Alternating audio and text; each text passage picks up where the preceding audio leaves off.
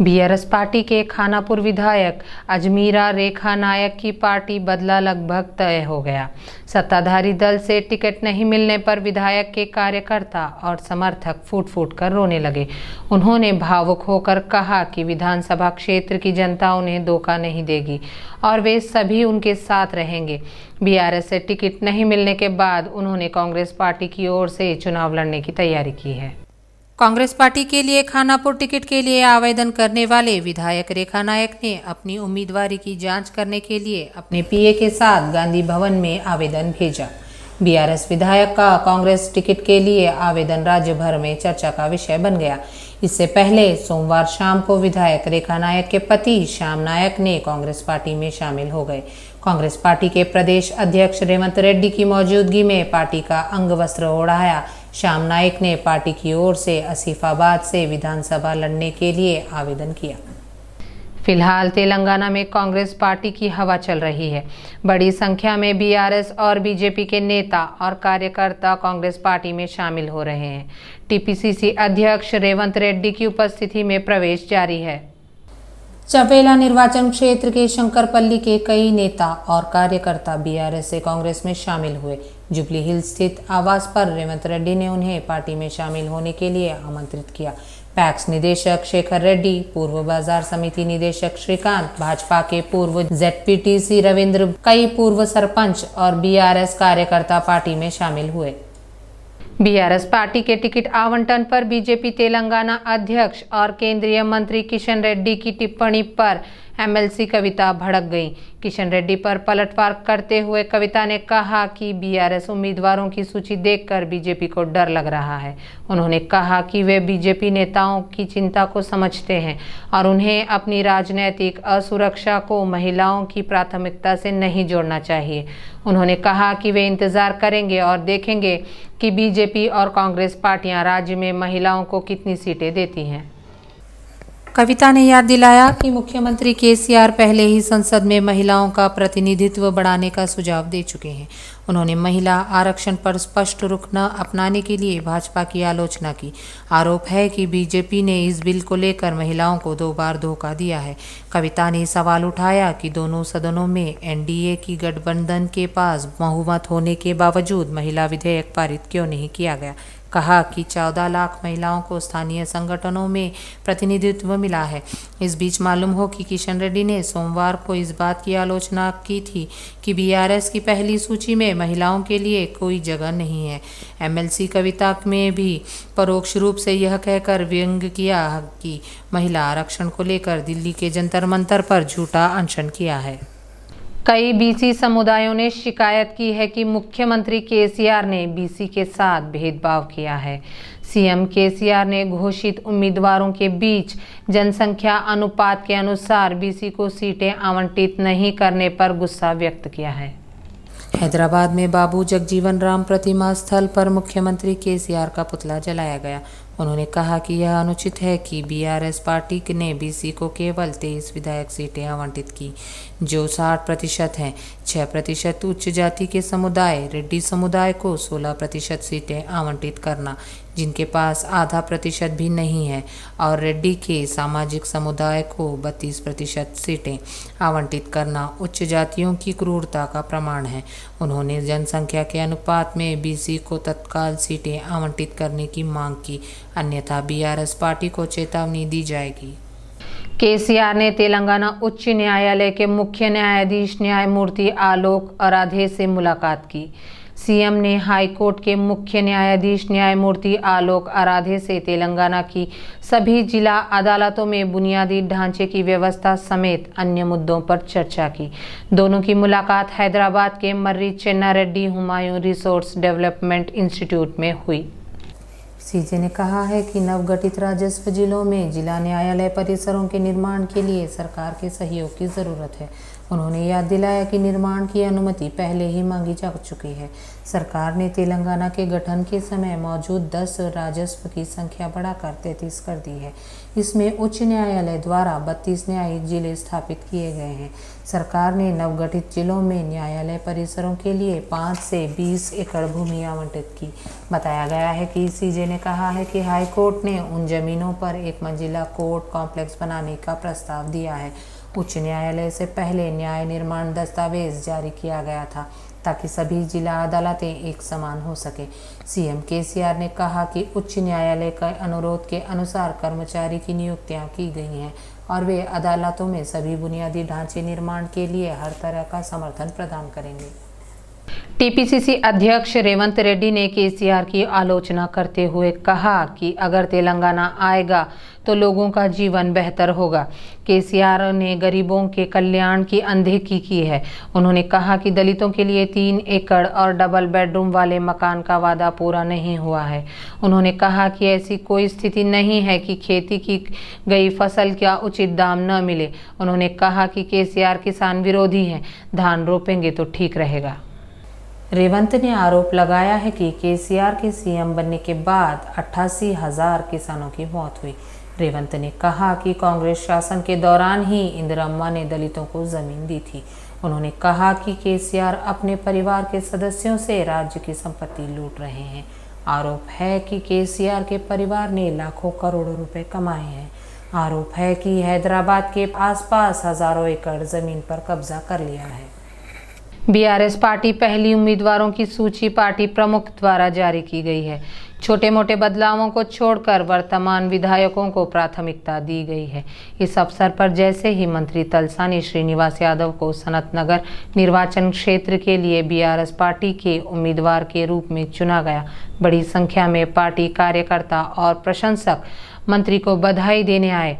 BRS party के नेता, कार्यकर्ता, प्रशंसक और विभिन्न कॉलोनी संघों के प्रतिनिधि न केवल सनतनगर निर्वाचन क्षेत्र से बल्कि पूरे शहर से तलसानी को बधाई देने के लिए बड़ी संख्या में लोग उनके पास पहुंच गए। सनतनगर विधानसभा सीट के लिए बीआरएस की ओर से पशुपालन मंत्री तलसानी श्रीनिवास यादव का नाम फाइनल किया गया। सनतनगर निर्वाचन क्षेत्र के नेताओं और कार्यकर्ताओं ने वेस्ट मारेडपल्ली स्थित उनके आवास पर भव्य जश्न मनाया। उनके आवास पर बड़े पैमाने पर पहुंचे लोग और उनका अभिनंदन किया। फूलों के गुलदस्ते और शॉल से सम्मानित किया गया। इस मौके पर मंत्री तलसानी श्रीनिवास यादव ने सनतनगर से मौका देने के लिए मुख्यमंत्री केसीआर को धन्यवाद दिया। उन्होंने कहा कि इससे दोबारा जीत हासिल करने में मदद मिलेगी। उन्होंने कहा कि सभी लोग बीआरएस के पक्ष में हैं और एक बार फिर से केसीआर सरकार आएगी। सिकंदराबाद के मेडचल विधानसभा सीट के लिए बीआरएस की ओर से मंत्री मल्ला रेड्डी का नाम फाइनल किया गया। बोयिनपल्ली में उनके घर पर जश्न का माहौल है। उन्होंने मेडचल जिले से वापस आने का मौका देने के लिए मुख्यमंत्री केसीआर को धन्यवाद दिया। उन्होंने कहा कि आगामी विधानसभा चुनाव में पूर्ण बहुमत के साथ उनकी जीत सुनिश्चित है और विपक्ष का कोई उम्मीद नहीं है। उन्होंने कहा कि मुख्यमंत्री केसीआर द्वारा किए गए विकास और कल्याणकारी योजनाएं उन्हें फिर से जीतने में मदद करेंगी।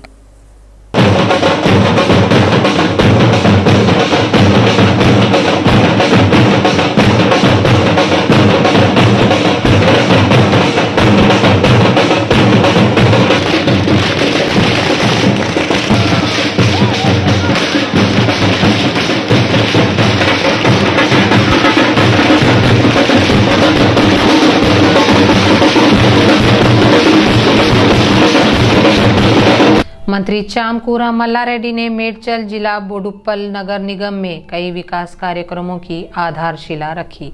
मंत्री ने कहा कि आज बोडुप्पल नगर निगम में 5 करोड़ रुपए की लागत से सीसी रोड, ड्रेनेज और स्ट्रीट लाइट का शिलान्यास किया गया।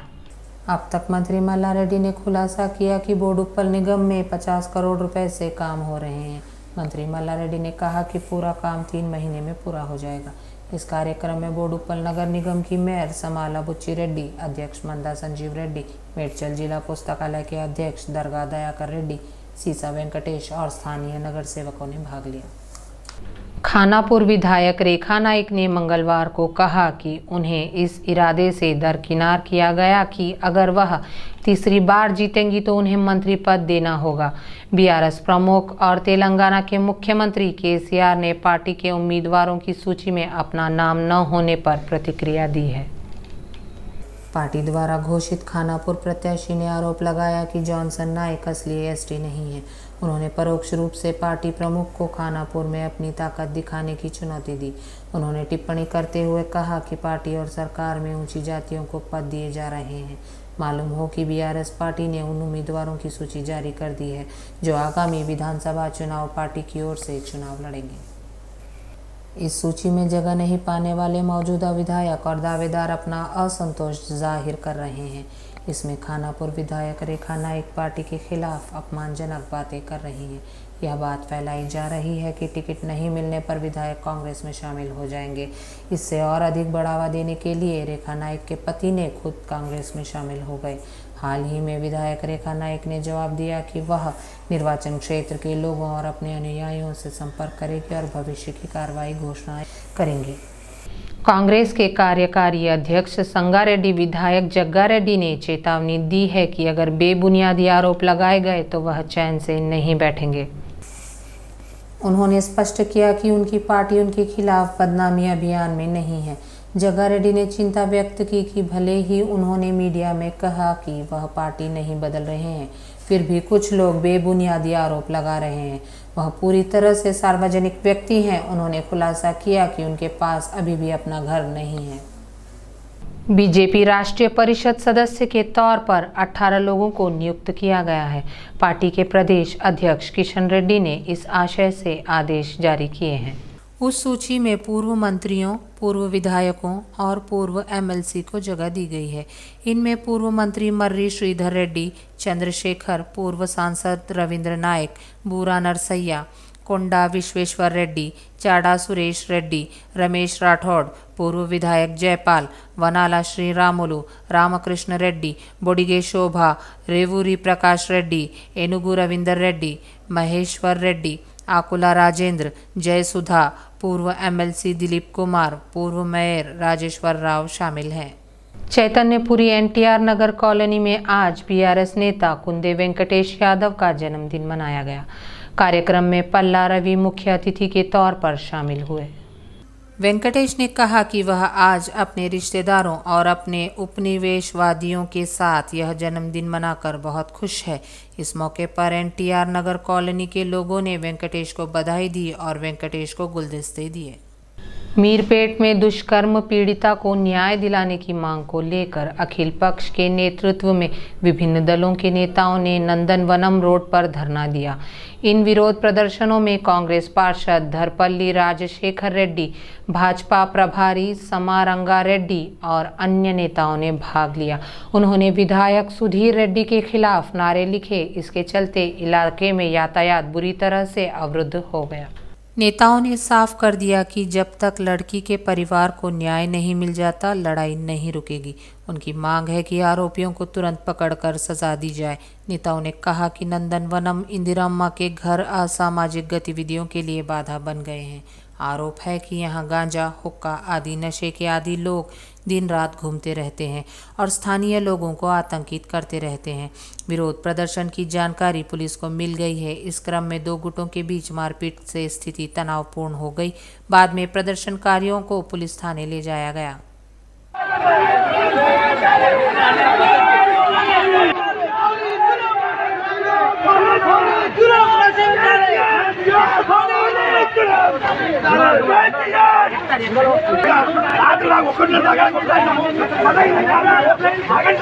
कांग्रेस पार्टी जीएचएमसी के फ्लोर लीडर धरपल्ली राजशेखर रेड्डी ने अमीरपेट पुलिस स्टेशन के परिधि नंदनवनम में एक नाबालिग लड़की के साथ सामूहिक बलात्कार की निंदा की है। आरोप है कि एलबी नगर इलाका बेल्ट शॉप और गांजा की बिक्री में बाधा बन गया है। उन्होंने पूछा कि सरकार क्या कर रही है। अब तक पीड़ितों से न मिलने को लेकर देवी रेड्डी सुधीर रेड्डी से नाराज हैं। तेलंगाना में विधानसभा चुनाव का समय नजदीक आते ही सभी पार्टियां तैयारियों में जुट गई हैं। सत्तारूढ़ बीआरएस ने जहां पहले ही उम्मीदवारों की सूची जारी कर दी है, वहीं अन्य दल भी उम्मीदवारों की सूची बनाने में व्यस्त है। इसी पृष्ठभूमि में टीडीपी नेता नारा चंद्रबाबू नायडू ने अहम बयान दिया है। ऐलान हो चुका है कि तेलंगाना में टीडीपी अकेले ही मैदान में उतरेगी। उन्होंने साफ किया कि उनका किसी भी पार्टी के गठबंधन करने का कोई इरादा नहीं है। उन्होंने कहा कि उम्मीदवारों की सूची जल्द ही घोषित की जाएगी। उन्होंने हैदराबाद में तेलंगाना टीडीपी अध्यक्ष कसानी ज्ञानेश्वर, पोलित ब्यूरो सदस्य रावुला चंद्रशेखर रेड्डी और अन्य के साथ मुलाकात की। इस मौके पर कसानी बस यात्रा, उम्मीदवारों और राज्य में राजनीतिक घटनाक्रम पर चर्चा की गई। चंद्रबाबू ने सुझाव दिया कि राज्य में विकास को लोगों तक पहुंचाया जाना चाहिए। प्रत्याशियों की सूची घोषित करने के बाद बस यात्रा को लेकर जनता के बीच जाने की सलाह दी गई। सोमवार को तेलंगाना तेलुगु किसान प्रभाग कार्यकारी समिति ने शपथ ली। कापा कृष्ण मोहन ने प्रदेश अध्यक्ष पद की शपथ ली। केसीआर सरकार ने उम्मीदवारों की पहली सूची जारी की है। 7 सीटों को छोड़कर बाकी सीटों को सिटिंग के लिए आवंटित कर दिया गया है। इस मौके पर कई जगहों पर बीआरएस नेताओं और कार्यकर्ताओं ने जश्न मनाया। आरसीपुरम के पूर्व सांसद यादगिरी यादव ने कहा कि केसीआर एक साहसी नेता है, जिन्होंने एक साथ 115 निर्वाचन क्षेत्र के लिए उम्मीदवारों की घोषणा की। यादगिरी यादव ने विश्वास व्यक्त किया कि वह पटेंचेरू विधायक गुडेम महिपाल रेड्डी को 1 लाख वोटों के बहुमत से जीतेंगे और इसे मुख्यमंत्री को उपहार के रूप में देंगे। Development society for the deaf ने मांग की है कि तेलंगाना राज्य सरकार को विकलांगों के लिए दिव्यांग बंधु योजना शुरू करनी चाहिए। बंधु योजना के अलावा बधिर के नेतृत्व में चलो सचिवालय ने बेरोजगार विकलांग लोगों के लिए बेरोजगारी लाभ और बैकलॉग कर्मचारियों के प्रतिस्थापन की मांग उठाई है। इसके साथ ही पुलिस उन्हें गिरफ्तार कर गोशा महल ले गई। राष्ट्रपति के सचिव वल्लभीनेनी प्रसाद और वी भारती ने कहा कि अगर वे सचिवालय जाकर मुख्य सचिव के साथ अपनी शिकायतें साझा करना चाहते तो सदन ने उन्हें गिरफ्तार कर लिया। उन्होंने कहा कि कुछ लोगों को सचिवालय में रोका गया और गोशा महल ले जाया गया। उन्होंने सरकार से दिव्यांगों की समस्या का समाधान करने को कहा। सभी सरकारी विभागों और संविदा नौकरियों में 4% आरक्षण देने की मांग की। उन्होंने मांग की कि बड़ी कीमतों के अनुरूप दिव्यांगों के लिए सहायता पेंशन को बढ़ाकर 10,000 किया जाए तथा बेरोजगार दिव्यांगों को स्वरोजगार के लिए 5 लाख रुपए की आर्थिक सहायता दी जाए। उन्होंने फर्जी विकलांगता प्रमाण पत्र के जरिए नौकरी पाने वालों की पहचान कर उनके खिलाफ आपराधिक मामला दर्ज करने और उन्हें विकलांग व्यक्तियों के संरक्षण अधिनियम 2016 की धारा 92 के मामले में पूरी तरह जागरूक करने को कहा। हाईकोर्ट ने निजी गैर सहायता प्राप्त गैर अल्पसंख्यक मेडिकल और डेंटल कॉलेजों में जियो 107 के माध्यम से सरकार द्वारा निर्धारित फीस वसूली पर अंतरिम आदेश जारी किया है। कॉलेजों को ए श्रेणी की सीटों के लिए 60% और बी श्रेणी की सीटों के लिए 70% की दर से फीस वसूलने के निर्देश दिए गए हैं। स्पष्ट किया गया है कि यह आदेश के अंतिम निर्णय के अधीन है। न्यायमूर्ति चिलकुरु सुमलता ने हाल ही में इस आशय का आदेश जारी करते हुए कहा कि छात्रों को संबंधित कॉलेजों को शपथ पत्र देना होगा कि वे अंतिम फैसले के अनुसार फीस का भुगतान करेंगे। वर्ष 2023 से 26 के लिए पीजी मेडिकल और डेंटल कॉलेज की फीस तय करने के सरकार के 28 जुलाई के जियो 107 को चुनौती देने वाले कई छात्रों द्वारा दायर याचिका पर सुनवाई स्थगित कर दी। केंद्रीय चुनाव आयोग ने कहा है कि तेलंगाना में कुल मतदाताओं की संख्या 3.6 करोड़ हो गई है। दूसरे विशेष संशोधनों हेतु मतदाताओं का प्रारूप सूची की घोषणा कर दी गई है। राज्य के मुख्य निर्वाचन अधिकारी विकास राज ने बताया कि राज्य में कुल मतदाताओं की संख्या बहुत है। इसमें 1.53 करोड़ पुरुष, 1.52 करोड़ महिलाएं और 2133 अन्य शामिल है। राज्य में 119 विधानसभा क्षेत्रों में 35,356 मतदान केंद्र हैं। यहाँ 2,742 एनआरआई और 15,000 से ज़्यादा सर्विस वोटर हैं। 18 से 19 साल की उम्र के बीच 4,76,597 लोग हैं। सीईओ ने कहा कि हैदराबाद में 40 लाख मतदाता हैं। जुबली हिल्स निर्वाचन क्षेत्र में मतदाताओं की संख्या सबसे अधिक 3.56 लाख है और चार मीनार में सबसे कम 2.16 लाख है। जनवरी में घोषित मतदाता सूची के मुताबिक मतदाताओं की संख्या 2.99 करोड़ थी। इसके बाद 8 लाख से ज्यादा वोटर रजिस्टर्ड हुए। 1 करोड़ से ज्यादा लोगों को नौकरी से निकाल दिया गया। सीईओ ने बताया कि ड्राफ्ट पर आपत्तियां व याचिकाएं 19 सितंबर को दाखिल की जा सकती हैं। जो लोग पात्र हैं लेकिन वोट देने के हकदार नहीं हैं, उन्हें आवेदन करने की सलाह दी जाती है। इस बीच मतदाताओं की अंतिम सूची 4 अक्टूबर को जारी की जाएगी। महिलाओं और बच्चों का उत्पीड़न दिन ब दिन बढ़ता जा रहा है। आए दिन कहीं न कहीं यौन उत्पीड़न और बलात्कार की घटनाएं सामने आती रहती हैं। हैदराबाद में एक नाबालिग लड़की के साथ 8 दरिंदों ने रेप किया। सरकार चाहे कितना भी सख्त कानून बना ले, लेकिन कितनी भी कड़ी सजा दे दे, निंदकों की हिंसा नहीं रुकती। हैदराबाद में एक नाबालिग लड़की के साथ 8 दरिंदों ने रेप किया। चाहे सरकार कितना भी सख्त कानून तैयार कर ले, चाहे कितनी भी कड़ी सजा दे दे, लेकिन महिलाओं पर हिंसा नहीं रुक रही है। हाल ही में हैदराबाद में एक ऐसी ही घटना सामने आई थी। मीरपेट में एक दुष्कर्म हुआ। एक नाबालिग लड़की को चाकुओं से डराकर 8 दरिंदों ने सामूहिक दुष्कर्म किया। दरिंदे पीड़ित के घर में घुस गए और उसके भाई के सामने उस पर दुष्कर्म किया। इस सूचना मिलने के बाद पुलिस घटनास्थल पर पहुंची और मामला दर्ज कर जांच शुरू कर दी। पुलिस फरार आरोपियों की तलाश कर रही है। पुलिस को शक है कि ये सभी एक गैंग है जो गांजा पीते हैं और बेचते हैं। उधर राचाकोंडा CPDS चौहान ने इस घटना की जानकारी ली है। इस संबंध में और अधिक जानकारी बाकी है।